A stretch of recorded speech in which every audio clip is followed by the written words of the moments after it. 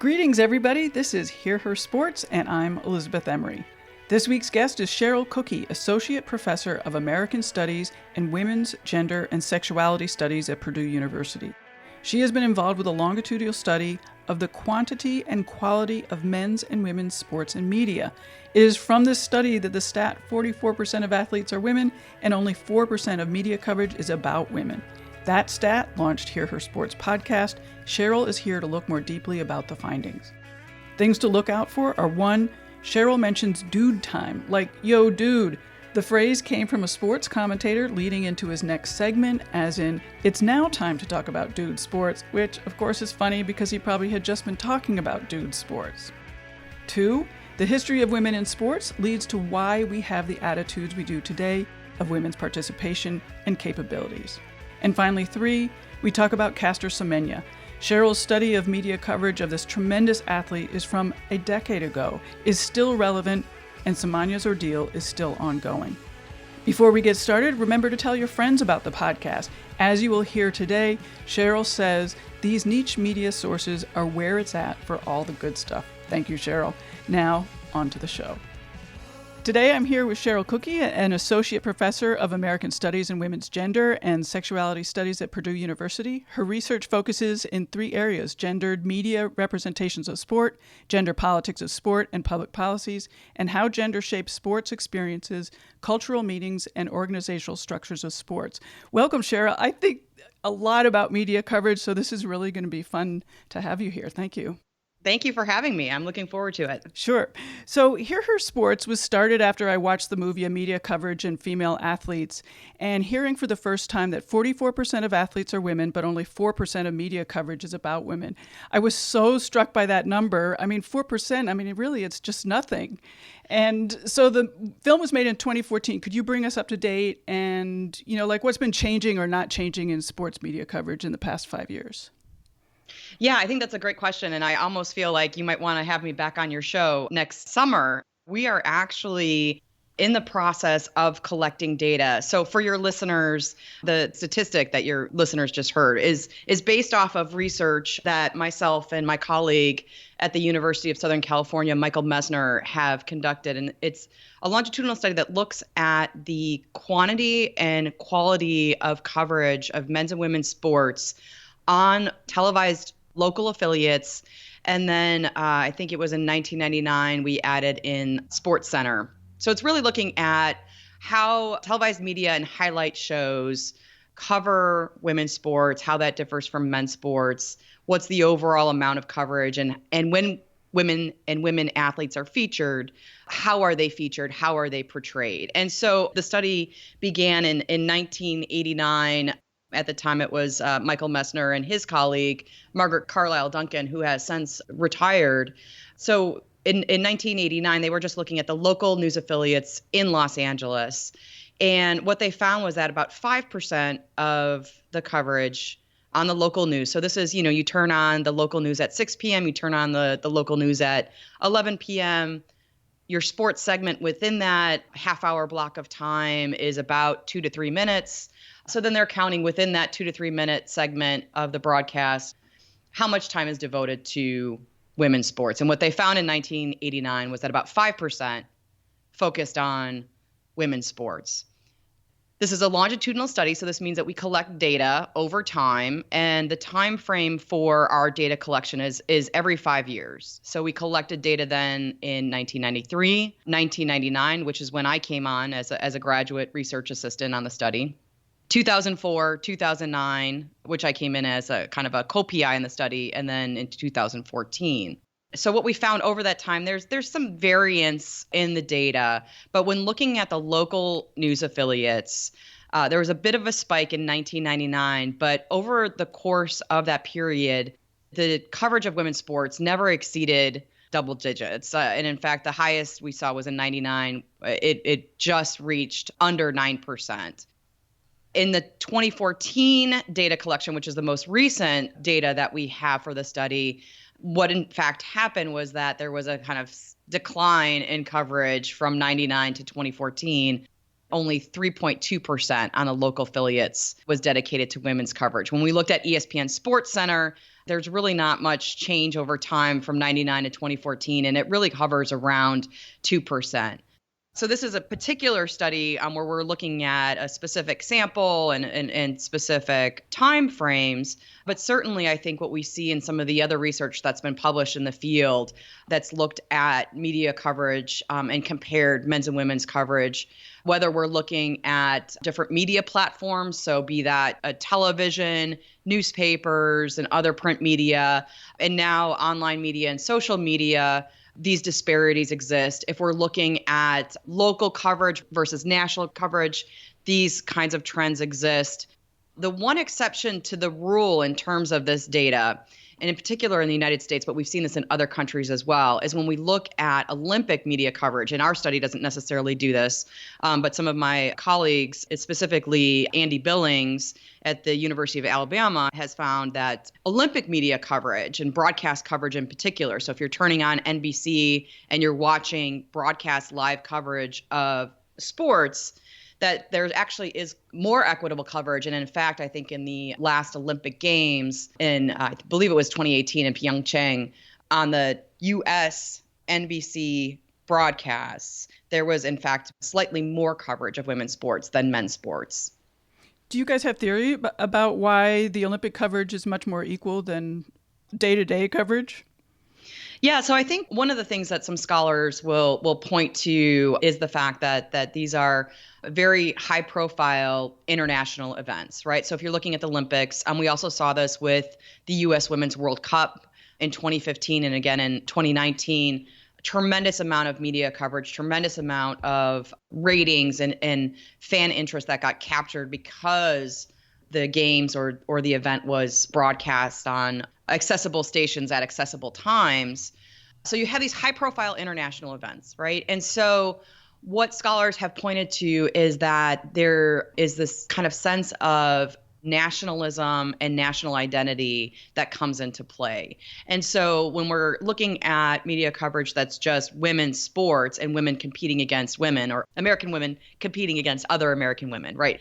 Just kind of regular seasons of various sports, that we tend not to see as much media coverage. But however, when it's in the international context, so now you have American women competing against women from other countries, there's a sense of kind of nationalism that comes into play that sort of allows for an entry point so that I'm not necessarily watching women's sports, but now I'm watching the sort of wider competitive event that taps into, Americans versus Canadians or Americans versus Russians. And now I'm cheering for the country as opposed to cheering for women specifically. I'm cheering for the American women. Oh, that's interesting. It just so happens that they're women, right? So there's this kind of, how scholars call this is kind of the intersection of gender and nationalism.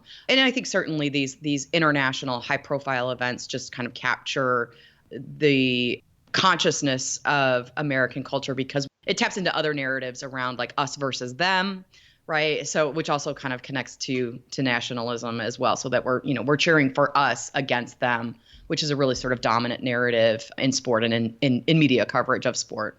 I also wonder, though, like a big problem that I see is there's no sustained coverage of women's sports.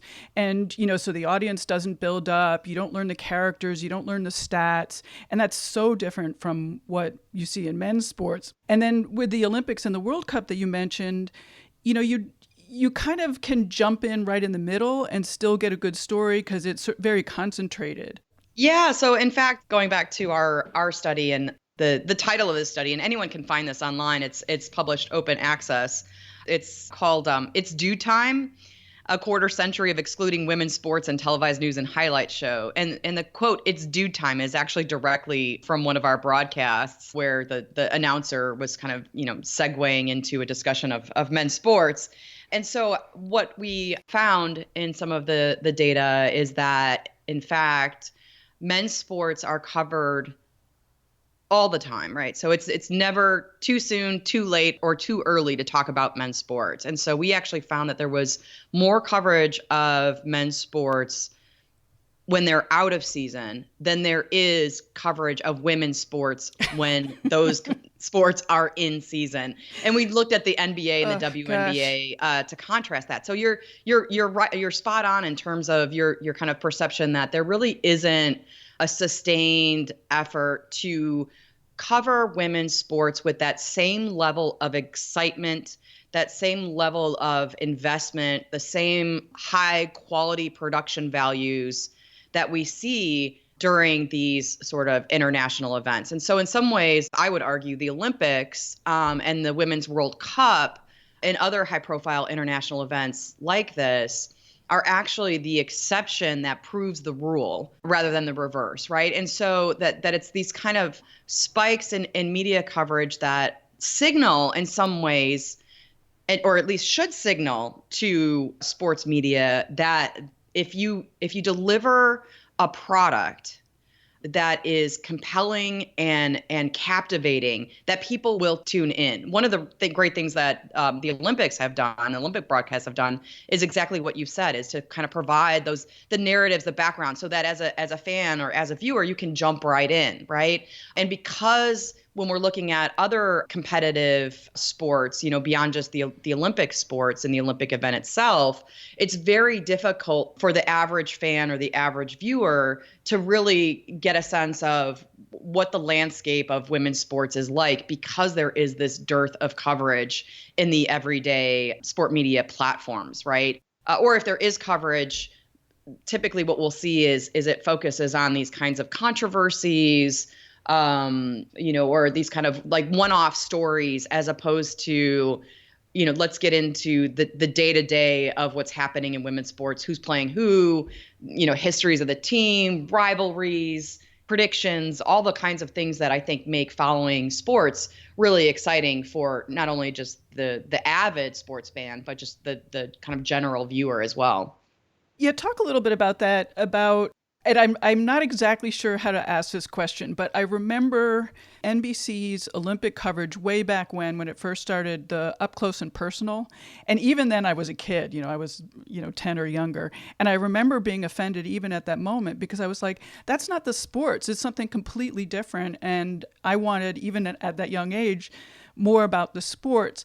But I sometimes think that we just haven't figured out, or the media hasn't figured out, how to cover women's sports. They now know they can't cover women's bodies, and then they're flummoxed. Like, what do we do now? Yeah, and I think I'm glad you brought that up, because I would wholeheartedly agree. I don't think we figured out how to cover women's sports, and part of that has to do with the way in which sports and athletics has historically developed in the United States and in other countries as well, as really a kind of cultural arena for the construction, display, and celebration of masculinity, and specifically hegemonic masculinity, right? So when you add women into that space, how do we change the cultural narrative so that it's inclusive? Are women sort of adopting that kind of masculine ethos that is sort of embedded within sports cultures and our cultural expectations for sports? Or do we create a kind of different narrative, right? And so I think what you're tapping into is this sort of way in which the media have, let's focus on the stories. And the stories aren't the same kinds of stories that we tell about men's sports.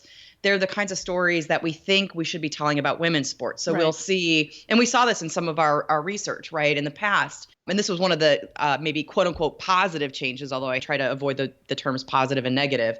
But it was an improvement, if you will, in terms of the qualitative coverage over time. So in the early phases of the study, so late 80s, early 90s, when we looked at the qualitative dimensions of the coverage, what we found was that women were, in terms of their portrayals or the representation, were kind of featured as sexual objects or kind of hypersexualized objects of the male gaze. Their participation or presence in sport was either, trivialized or just marginalized wholesale, right, in terms of the lack of coverage. Over time, what we started to notice was that the media, at least within our sample, moved away from some of that sexualization, and instead, by like mid-2000s, took on this kind of girl next door, still conventional gendered representations, but more around, the women in women's sports and women athletes as, this is the girl next door, the mother, the girlfriend. So again, very conventional gender roles, but that sexualization or explicit sexualization was somewhat diminished. And then what we found in the latest iteration of the study, and so I'll be interested to see how this plays out, is what we call gender bland sexism. So we had been arguing or advocating for more respectful coverage of women's sports throughout the study, that we wanted to see conventional gendered stereotypes or sexualization. We wanted to see that removed from the coverage. And in fact, the media certainly did that in 2014. But what we found then is that it was this respectful coverage was absent of any kind of excitement or high production values or rich verbal descriptors that like really add to the way in which we consume sports through media outlets. Well, certainly gender isn't absent, or gender is very salient in sports context because sports are sex segregated, right? So we kind of term this as gender bland sexism. And so what we saw in the coverage was sportscasters and announcers delivering women's sports with very bland, flat intonation, very matter-of-fact approach, just the bare bones, minimal that's needed to cover a particular story. And the segments were very short. Whereas with the men's coverage, you've got these lengthy stories with a lot of exciting clips from game footage, really exciting voice intonations. I won't do this for your listeners. I won't torture them this way. But if anybody's watched, Sports Center, right, the kind of, very excited fluctuations and colorful descriptors and the bams and the wows and the slams and, cutting through the defense, like, knife through butter, all these kind of really exciting ways that sports gets presented. And so when in contrast with women's sports, as a viewer, what you come away with is like, gosh, women's sports are kind of boring. And because that fits into a larger narrative of women and women athletes as second-class citizens, right, how that, oh my gosh, women's sports are boring isn't attributed to the media themselves, because nobody's sitting here like we are and like counting and, keeping track of everything and collecting all these stats and data points, right? But what you come away with as a viewer is women's sports are boring, and it's because, well, women are inferior athletes. They're just not as good as the men. The men's game is just more exciting, and this gets attributed to biological differences between the sexes or the genders, rather than the ways in which media presents sports to us in very different ways. So the media is not simply just a reflection of our society, but how media covers sports is really informed in a great part by larger cultural ideologies around gender. So I agree with you that we have not figured this out. We being, sports media, scholars certainly have some ideas as to how this might be improved, certainly, but it's definitely a debate. And I think that it taps into really some complex issues too, in terms of what fans want to see and what the media thinks fans want to see. Right. And I think that's so important is, the media is using the lack of audience to say that there's no interest, but they're not providing anything. At least they're not providing anything that's easy to watch.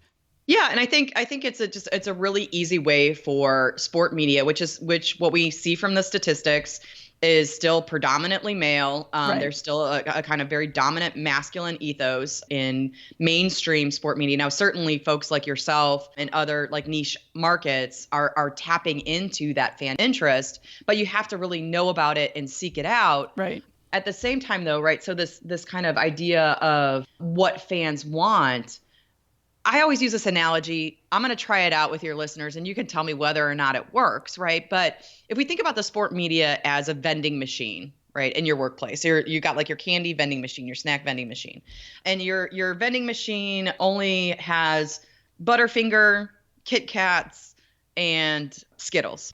It's Halloween, so we're thinking about candy, I guess, right? Right. But your favorite candy bar is Snickers. Right. So you go to the vending machine, you're at work, you need a snack, you need a afternoon pick me up. And so you don't see Snickers. So what do? Okay. Well, I'll get a Kit Kat. And so then you get Kit Kat because maybe that's kind of like a Snickers to you, more so than Skittles, but you get a Kit Kat. The vending machine operator who's filling the machine is like, oh my God, we keep selling out of Kit Kats. There's no need for us to provide Snickers. But if Snickers were in that vending machine, you would start buying it. Right. And then the vending machine would be like, oh, wow, oh my gosh. So I would argue, and I think there's some research that comes out of the University of Minnesota Tucker Center that empirically speaks to this, is that the interest in women's sports is there. And we see this in these moments like the Women's World Cup, in particular, the 2019. I mean, over 1 billion people worldwide tuned in.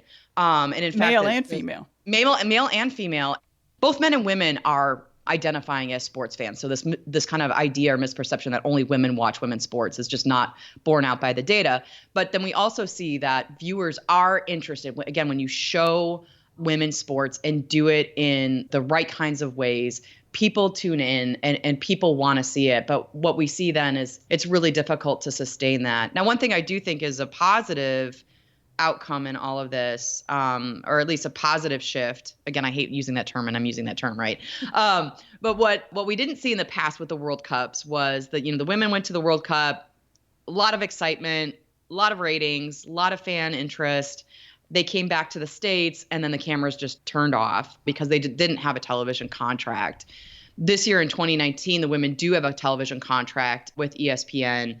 And so, you're able to watch some of the professional games, which many of the national women's team players participate in on television. So I'm hoping that will, kind of tap into that market in more meaningful ways. Yeah, I want to add to your vending machine analogy because, what if, for example, no one knows about gummy bears? You've never heard of gummy bears before, and they're not in the vending machine. You don't even know that that's an option. Yeah, and I think so this means that the analogy worked then, I think, right?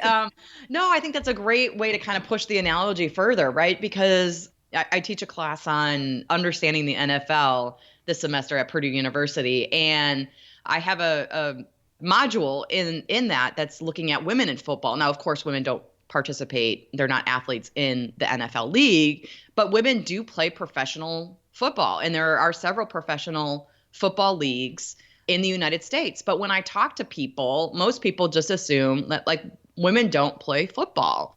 And so that's the gummy bear, right? There's all kinds of sports, and I would argue both men's and women's, that we just don't really hear much about or know about, but could potentially be really popular sports, again, if we had more conversation and more cultural visibility around those sports. Right. Let me ask you, what would your ideal sports coverage of women athletes and women's sports be? What would you hope for in, 5 years, whatever? Gosh, that's a great question. One of the things that we suggested in our research is that the media cover women's sports with the same kind of investment, and whether that's economic investment, whether that's cultural investment, as they do men's sports, that there is just more visibility around women's sports in sport news media. In particular, I think we've seen some really important shifts in the broadcast landscape that hasn't translated or that hasn't spilled over into the sports news landscape. So I think just covering women's sports with that same kind of investment, the same level of quality of production values. And I think there's sport journalism schools and sport communication schools and programs that are educating their students who are going to become the future media professionals around these kinds of issues. How do we cover sports in ways that don't fall into the same, kind of stereotypical sexist patterns that we've seen in the past. And I think there's also this sort of way that, that might help in terms of the mainstream media space. I also think conversely, and I don't know how we do this, this is the $1 million question, but I think there's definitely more potential today than there was even 5 years ago for women's sports to kind of break through that wall, that sport media wall of coverage that's just focused so much on men, through either online or social media spaces, right? And so there is this kind of niche market that's out there. But the question is, again, it kind of goes back to that gummy bears dilemma, right? That how do we get more people aware of these spaces, media outlets and platforms that are doing a fantastic job of covering women's sports, but just haven't been able to sort of break through into those mainstream spaces. One of the things that we're doing in the 2019 study is to look at online and social media coverage. And now, again, this is somewhat limited because we're only looking at mainstream outlets. So we're looking at the official Twitter accounts of, NBC Sports, CBS Sports, ESPN, ESPNW, as well as online platforms of those same media outlets. So, ESPN.com, NBCSports.com, and so on. So it'll be interesting to see if there's any difference there. But I do think in terms of those niche media markets that are really doing fantastic job of covering women's sports, that we need to kind of push those more into the mainstream. But I think that at the end of the day also involves a kind of wider cultural shift in terms of how we understand female athleticism and women's sports.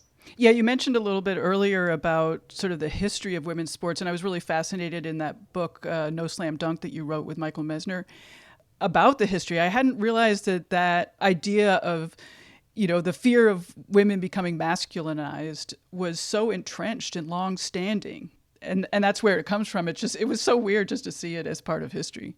Yeah, and I think there's some ways that, that those fears of masculinization, I think, are still with us today. Now, Sure. Certainly not as extreme as they were at the turn of the 20th century and in the beginning of the 20th century. But certainly I think that we see that reflected in some of the ways that women are portrayed or are encouraged to portray themselves or wish to portray themselves in media coverage. And so, I think the controversy around Caster Semenya is tapping into some really problematic belief systems that we have around gender, athleticism, physicality, and sort of beauty norms that are really kind of based on white westernized notions of femininity, right? But I think we also see this too in other spaces where, just anecdotally, college women athletes will, tell me that, or I'll even hear from those who are working, sports athletic trainers, when they're working with female athletes, it's a challenge to get them to train and to kind of really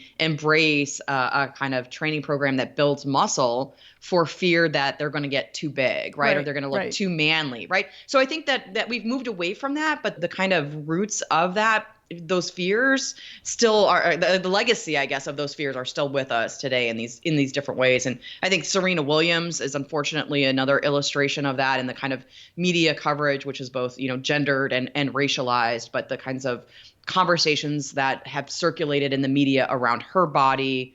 And there was that one New York Times article, I think, that came out in like 2011 or 12 that was sort of pitting Serena Williams against white tennis players who are, kind of more conventionally feminine in terms of their bodily, I want to say bodily appearance, but, that their bodies sort of conform more to kind of that thin stereotype, whereas, Serena's body transcends and transforms some of those gendered logics around what our bodies should look like. And so, there was, female athletes, tennis players in this article saying that, I don't want to train. I mean, these are professional women tennis players who are participating at the, the highest level of their sports, who are saying, I don't lift a lot in the gym because I don't want to get bulky. And it's like, okay. Well, so. It's not only about body, it's also about behavior. Like I think even Serena, when she called out the line judge, and also, we go back to the World Cup with the celebration controversies.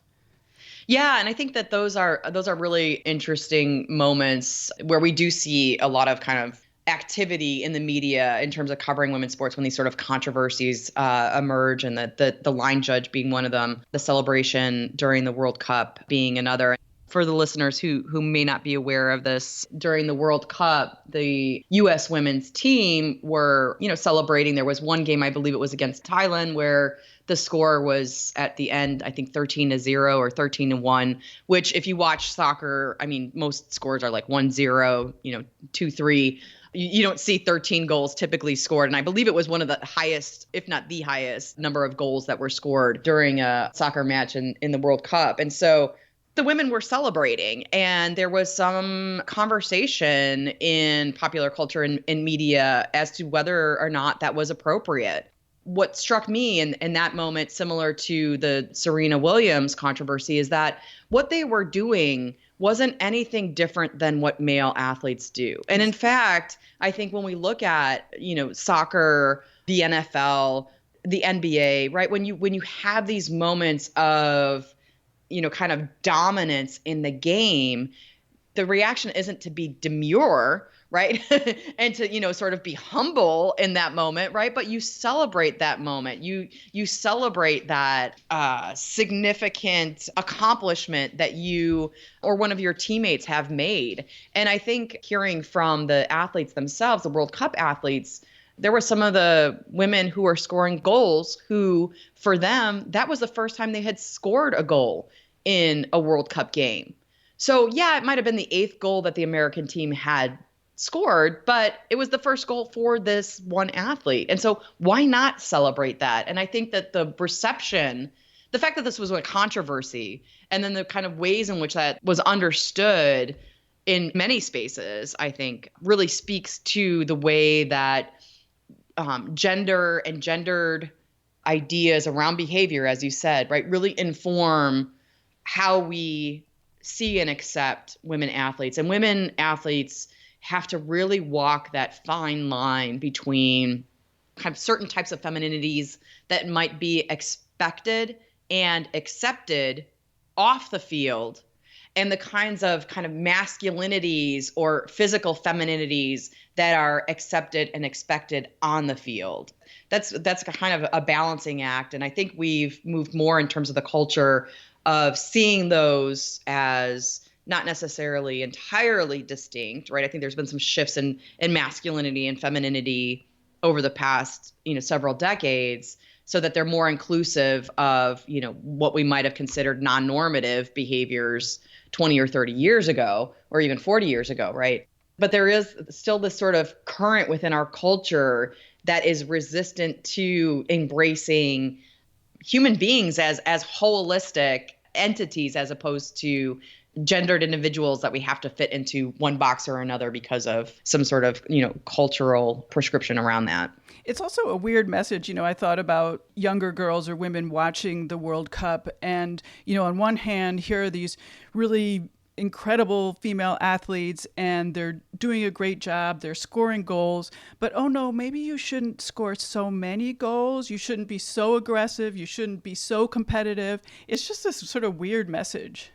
Yeah, it is a weird message. And I think that gets into that tension, right, of what we expect of athletes on the field and what we expect of women off the field. And so certainly aggression, dominance, competitiveness, assertiveness, like these are all qualities that are embraced, celebrated, expected when you're on the field. But somehow if you're a woman, then you have to, or, young girl, you're also expected to be cooperative and, to be other oriented and to not be boastful and to be, I don't want to say like not be confident, but to be sort of quiet in your confidence, not vocal in your confidence, right? And so, yeah, I think it's absolutely ridiculous for that to be the message that, a young girl walks away with.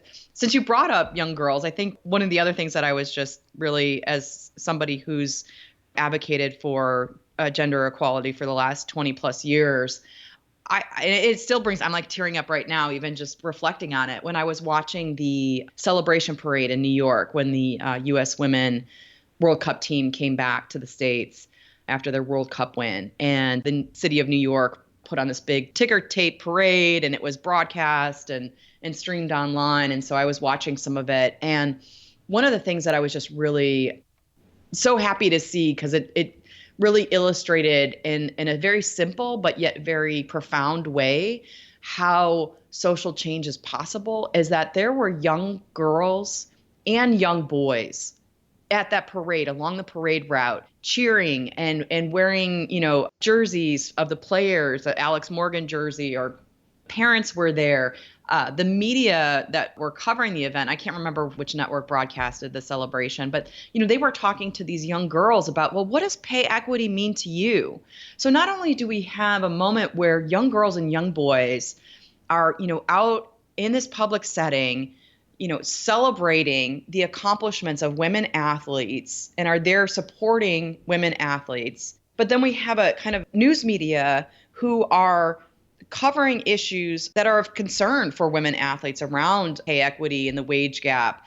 And so now young girls and young boys have an entry point not only to see women as powerful, competent, strong women and athletes, but also to think about larger societal problems with the pay equity gap. And these young girls who are like 8 or 9 being able to explain what pay equity is and what does it mean to get paid more or less as a woman. And it was just fascinating. And it's these moments that I have to hold on to. Otherwise, just the research can be incredibly depressing. Right. But it's these moments that I have to hold on to, that there is hope, that change is happening, and it might be small and it might be fleeting. It might be in just these particular spaces. But I think that that's one of the ways that progressive social change can happen, is in those sort of moments. And maybe it's not, a mass demonstration in the streets, although that's great too. And if Megan Rapinoe wants to lead the resistance, like, I am on board. Me too. I absolutely love her as an athlete, as somebody who studies this. I mean, as someone who's using her platform to do good in the world. I just think she's phenomenal, right? But it doesn't take that, right? I think it can also be these sort of smaller, maybe more micro, more contained moments where some really important conversations can happen. Well, this is a good time. Could you talk about why looking at women and women in sports is so important and relevant? And, for me and this podcast, it isn't just about sports. It's about all sorts of other stuff, which I gather is your way also. Yeah, I think that's a great question. And for folks who aren't sports fans or into sport, and, particularly, I think a lot of academics, kind of look sideways and think like, well, why are you studying sports? That seems kind of trivial. But I think for me as a feminist and as somebody who studies gender in American culture, sports to me are such a fascinating space and such a fascinating context to think about gender. And there's a couple of reasons why, but primarily, if we look at sport, right, I would argue that sport is one of the remaining, if not the only, social institutions in our society by which girls and boys, men and women are segregated by sex, and that sex segregation is legally enforced and culturally accepted and expected, right? And so because of that, sex and gender becomes so highly salient. The other piece of this is that sport is about the body, and bodies themselves are gendered. And so what happens in the context of sport is that all of these kinds of ideas about the natural body, about biological difference, about physicality come into play. And because sports are sex segregated, because men and women compete in different spaces for the most part, sport ends up having the potential to kind of shore up these beliefs and misbeliefs, I would say, around sex and gender difference between men and women more globally. Right. So the conversations around gender difference are not just contained to the sport context, but extend to then explain and legitimate and justify other forms of gender discrimination, which rely on so-called natural differences between men and women or cultural differences between men and women. So sport really can be this kind of highly visible platform for the kind of reproduction of very harmful gender ideologies and gender stereotypes. At the same time, though, it can be a really powerful platform for challenging those very same gender ideologies and stereotypes. And so for those reasons, it's a really important project that we do in terms of studying sport and looking at sport in terms of what can sport tell us about our culture? What can sport tell us about how we think about and how we see men and women in our culture. Yeah, and you mentioned earlier Caster Semenya. You've written about her and how we write about her in this country versus how she's written about in other countries. And I thought that was really fascinating, that this idea of gender and what makes male and female is so cultural. Yeah, one of the things that we pointed out in that particular study is that in the United States, there was this sort of scientific discourse that infused much of the media coverage, right? So it was, how the media were making sense of Caster Semenya. And this was 2009 through, I think, 2010 or 11, which, at the time, collecting articles on this. And I still want to do a kind of a longitudinal analysis and look at, some of the more recent controversies surrounding Semenya with the changes in the IOC guidelines and questions around whether or not she'd be able to participate that emerged in 2018 and 2019. And I think so either the IOC or the IAAF determined that she was a man, which is just, absolutely ridiculous.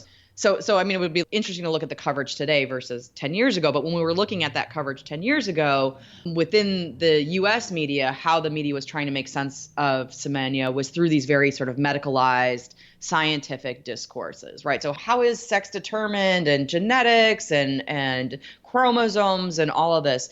Conversely, in South Africa, that medicalized or scientific discourse was, for the most part, pretty absent in the coverage.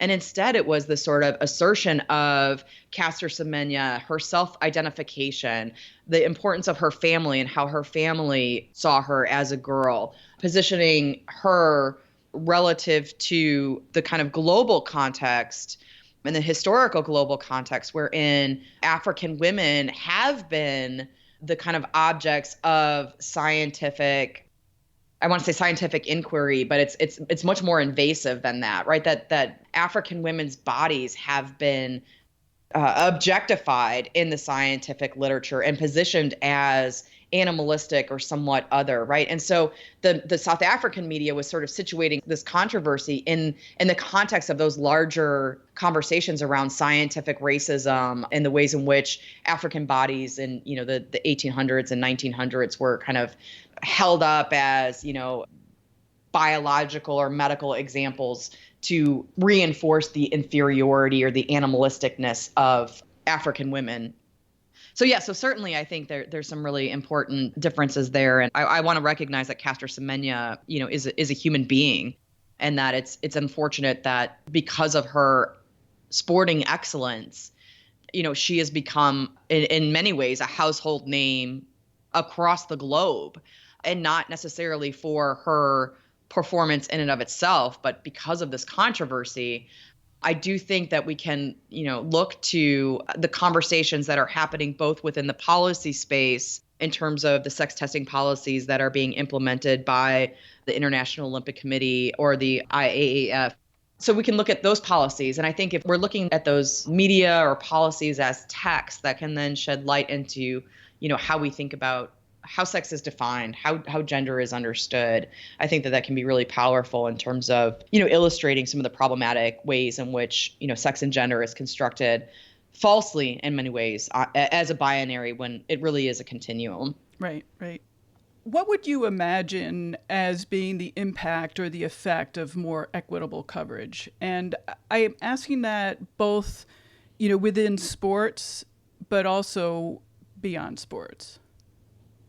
Yeah, that's a great question. And I think it's challenging because there's a relationship between sport, media, and our culture, right? And so I think at certain moments in history, sport is sort of at the forefront of social change. And at other moments in history, sport is really, kind of lagging behind or is, kind of very entrenched in the status quo. And so when I think about what might be the impact of more equitable coverage in media, what would cause that or what would bring that about? But if we're just looking at that wholesale, I think more equitable coverage of women's sports in the media and just, more equitable representation of women or other unrepresented groups in our media and popular culture goes a long way in terms of shifting cultural perceptions, in terms of shifting the narratives,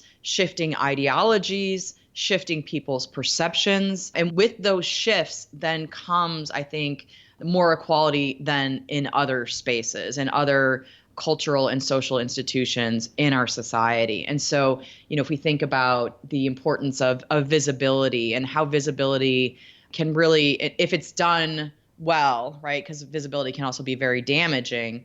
But when we have visibility, it really then, I think, changes our expectations around men and women, right? So I don't know if this is a good example or not, but for some reason, TV medical shows popped into my head, right? And, in the past, maybe medical shows, the doctors were all men and the nurses were all women. Medical shows today are much different, right? And so you have women doctors and male doctors and male nurses and women nurses that are characters in these shows. And it creates a kind of sense that, gender maybe doesn't matter as much as we might say or think it does. But then it also gives young people a kind of aspirational role model, or just a sense that, I'm not constricted to just being X, Y, and Z, but I can also be A through Z, who I am in terms of my gender or my race or my sexual orientation. It isn't a factor into that. Right. Well, what was your impression of the WNBA coverage this year? Wait, the WNBA? What happened? What was your impression of the coverage? No. That was me being kind of. So yeah, I'll be honest. Like, I think that, and we'll see this maybe in some of the data that we collect, if it falls into our sample, because we do get data from the July month. So that's when the WNBA is in season. I think that I'm less sort of tapped into some of that coverage. And I think that speaks to sort of how I'm consuming media, which is more so in a sort of research sense as opposed to a fan sense. And so I think if I'm going to respond to that question, I've been in research mode. And so one of the things that I've noticed is just in terms of the mainstream news media outlets that I've been following is that the coverage has been abysmal. Right. And in fact, I haven't really seen a whole lot about the WNBA on those platforms. So I'm not sure if there's something specific that you're talking about or speaking to, or just in general wanted to know. No, it was just in general. Yeah. And I think that's unfortunate. And I think that, my experience, I think, speaks to how many people consume sport media, right? Is if you're following certain, accounts, or if you're getting certain online newsletters, or if you're going to certain news sites, you really are constrained to kind of what's there. And if you're just a general sport consumer, right, like you're not an avid fan, you're just kind of passively consuming whatever is there. And whatever is there is mostly men's sports, right? And in fact, I think 75% of the coverage in our last study was 3 men's sports. So it was men's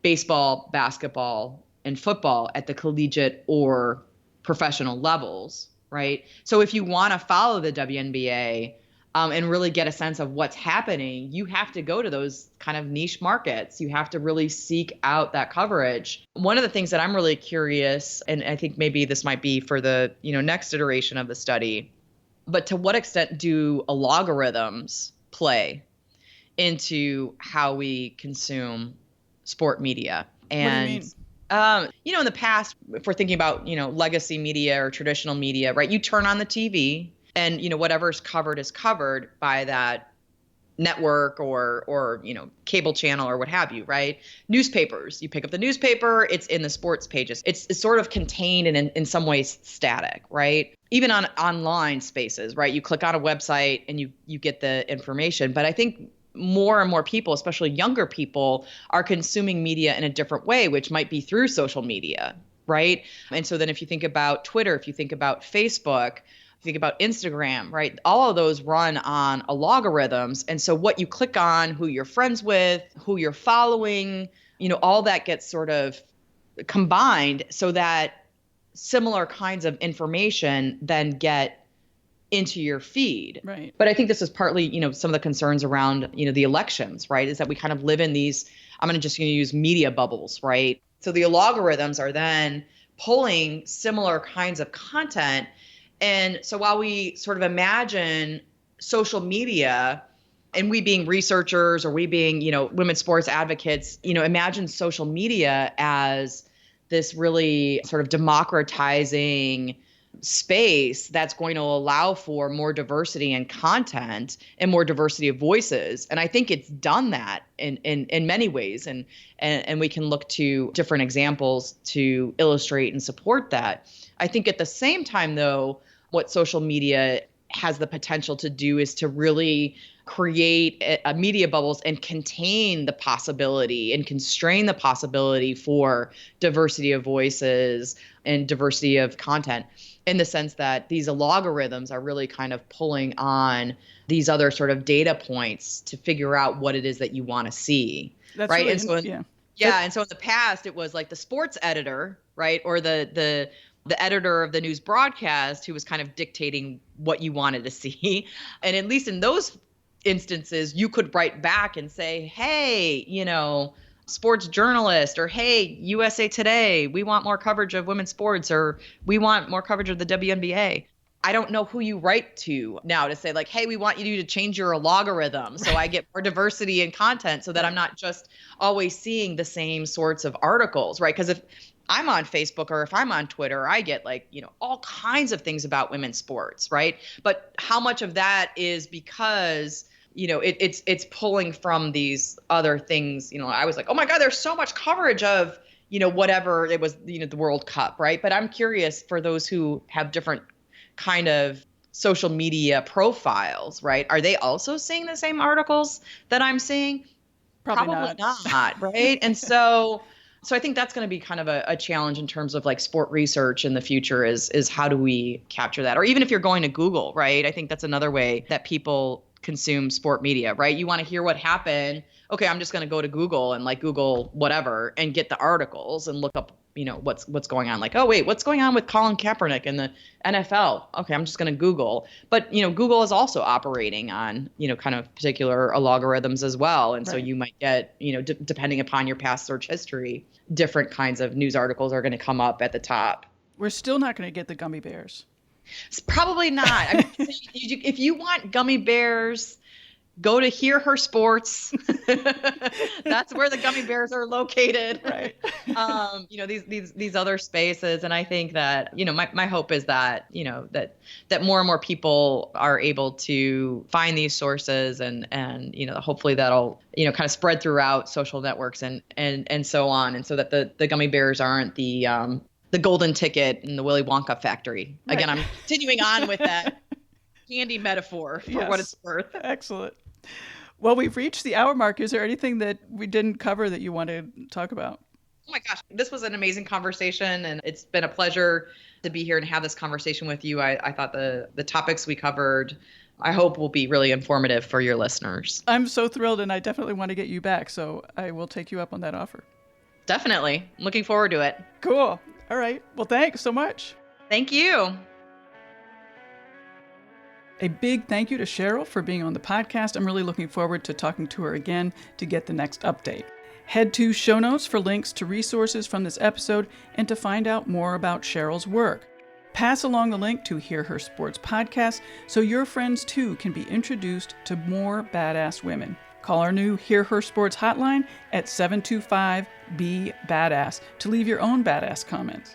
Our design is by Agnes Studio and music by the band Goldmines. Till next time, bye-bye.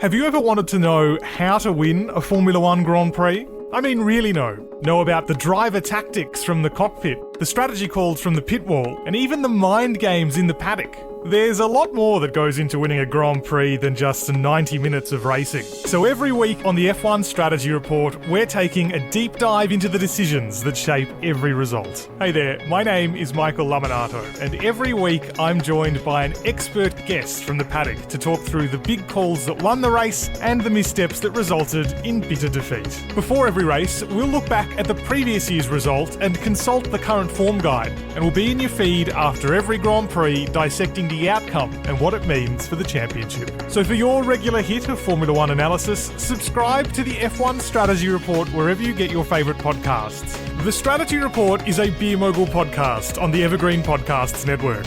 My name's Michael Laminato, and I'll catch you after the checkered flag.